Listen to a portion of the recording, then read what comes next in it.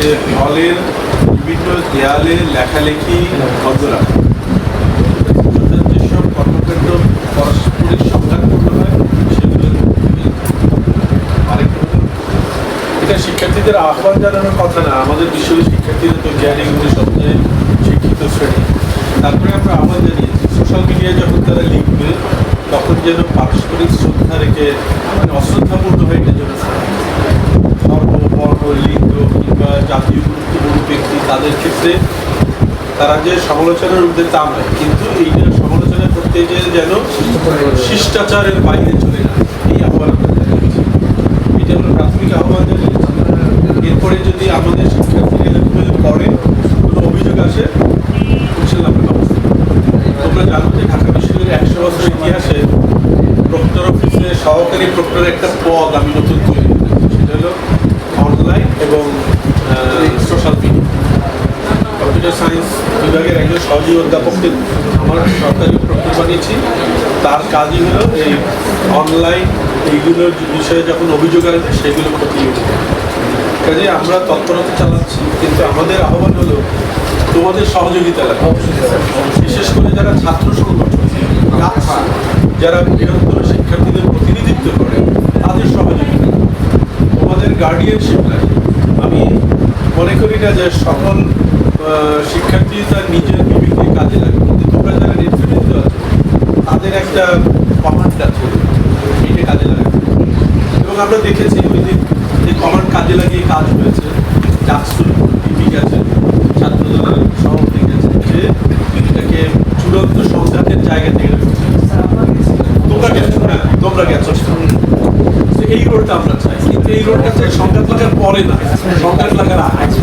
ঠিক আছে, আমি এই আহ্বানটা তোমাদের আরেকটা বিষয় যে আমাদের ঢাকা বিশ্ববিদ্যালয়ের নাম ব্যবহার করে বিভিন্ন পেজ অনলাইনে ঐতিহাসিক আছে, যেমন এক্সাম্পল যে ডিউ ইনসাইডার বা ঢাকা বিশ্ববিদ্যালয়ের নাম তো বাইরের যারা ভিউয়ার আছে তারা তো আসলে মনে করে এটা মনে হয় ঢাকা বিশ্ববিদ্যালয়ের মানে অফিসের কোনো কিছু এরকম এইসব পেজ ব্যবহার করে বিভিন্ন মানে আমরা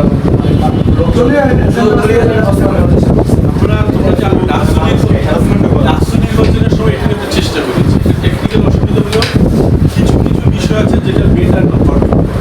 আমরা ডাকসু নির্বাচনের সময় আমরা আমাদের যে ডাইরেক্টর সহ আমরা গিয়েছি তো আমি বহুবার কথা বলেছি, তাদের কিছু এখতিয়ার খুব লিমিটেড, তারা চাইলেই কোনো পেজ বন্ধ করে দিতে পারে।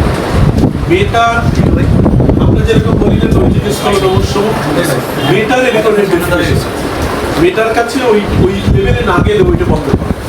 তারপরে আমরা বিটিআরস নিয়ে বলেছি, কারণ এক এক দেশের এক এক কালচারাল ইয়ে আছে, তো সেটা আমাদের ডিফিকাল্ট। বাট কিছু কিছু বিষয় আছে, যেমন ডাকসু নির্বাচনের আগে আমরা এডমিনদের নিয়ে বসছিলাম, so it is their responsibility.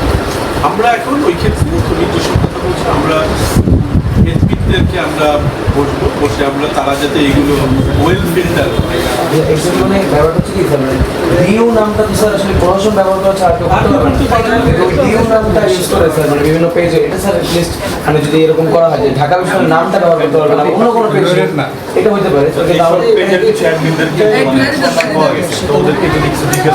আমরা এটা ওই এর আগেও করেছিলাম, বসেছিলাম আমরা এরকম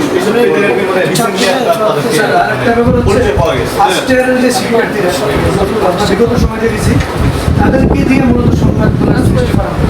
মানে অনেক ক্ষেত্রে ক্যাম্পাসে প্রচলিত আছে ফার্স্ট ইয়ারের শিক্ষার্থীর কাছে আইডি কার্ড থাকে না, নিয়মের বাইরে তারা মনে করে সেই জায়গা থেকে তাদেরকে আসলে কীভাবে একটা নিয়মের মধ্যে রাখা যায় কিংবা ওই যে গত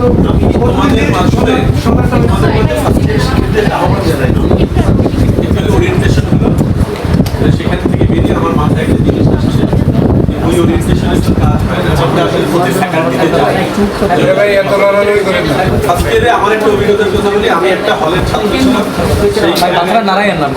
একটা ছাত্র সংগঠনের নেতা আমাকে একদিন সকালবেলা ডেকে